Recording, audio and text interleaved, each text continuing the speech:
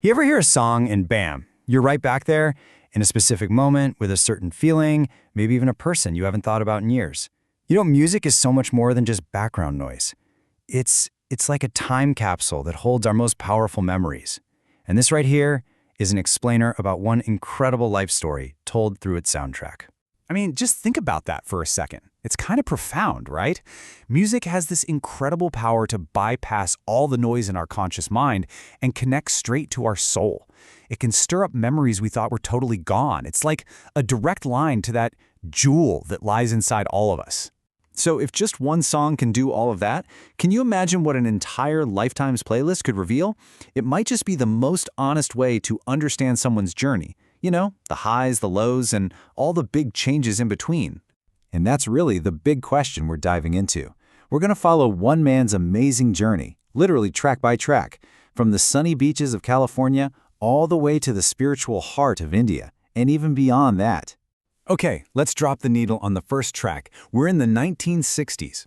It was a time of huge cultural shifts, just incredible energy everywhere. And for a young guy in California, it was the beginning of a lifelong passion. You gotta understand, this music wasn't just playing in the background. It was the air he breathed.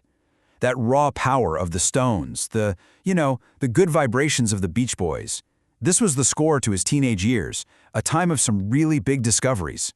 And that was the moment, the spark. It was so much more than just learning a new sport. It was this feeling of pure, absolute joy. He was completely hooked. That feeling, it connected his own little world to all that massive cultural energy that was happening at the time. So pretty soon, the ocean became his sanctuary. It was the one place he could go to just leave all his troubles behind on the sand and connect with something bigger, something healing. Surfing wasn't a hobby anymore. It was his first real spiritual experience. All right, let's flip the record over. We're on the B side now. And the journey, it kind of turns inward, away from the outside world of waves and rock and roll, to a deep, internal search for meaning, a quest that would take him literally halfway around the globe. And this wasn't some casual backpacking trip. He set out on this epic journey overland with his surfboard and a pack on his back. He went through communist countries, places with armed guards everywhere, landscapes that looked like they hadn't changed in 2,000 years. And the farther he went, the stronger this feeling got that something truly incredible was waiting for him in India. And then, he found it. On his very first day in India, he stumbles into this huge festival for a teacher who's only 13 years old, named Maharaj Ji. After a journey of thousands of miles, he just knew, deep down, that this was it. He'd arrived. The teacher he was looking for was a kid. So his teacher initiated him into these 4 mystical experiences.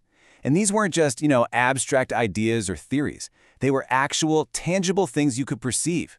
He was shown how to see an inner divine light, how to hear a kind of eternal music that's always playing, feel the primordial vibration of creation, and even taste a sacred nectar, a living water, right inside his own body. This experience he had by the Ganges River, well, it changed absolutely everything.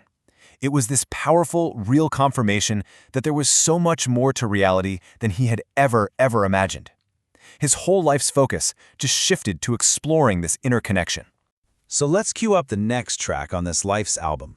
This is where he starts to fuse these two worlds that seem completely opposite, his deep spiritual insights and this lifelong fascination he had with technology and the future. Okay. Check this out, because this is a really cool connection. His childhood home back in the 50s was literally a house of the future that his inventor dad built. Fast forward a few decades, and he's at the Monroe Institute exploring the future of human consciousness. See that? It's the exact same forward-thinking drive, just pointed at a new inner frontier. And he didn't just float off into the ether. He grounded all this exploration in a really practical way. He became a very successful software engineer, building these complex, important systems for major companies and even the government. He figured out how to have his head in the heavens, but keep his feet planted firmly on the ground. Which brings us to the coda. In music, the coda is the part at the very end that brings all the different themes together and wraps it all up. And that's where we are in this story now, where all these different melodies, the surfer, the spiritual seeker, the engineer, all come together in one beautiful harmony. And the idea that really ties all these different threads together is this concept called synchronicity. Basically, it's the idea that some things aren't just random coincidences, they're meaningful coincidences. It's that invisible logic that connects people and places and events in a way that simple cause and effect just can't explain. It's like the universe winking at you. For instance, get this. A childhood friend posts on Facebook about climbing a pyramid in Mexico. Turns out, that trip was inspired by another friend's dad's lecture 46 years earlier. And that one post led to all of them reconnecting after decades apart.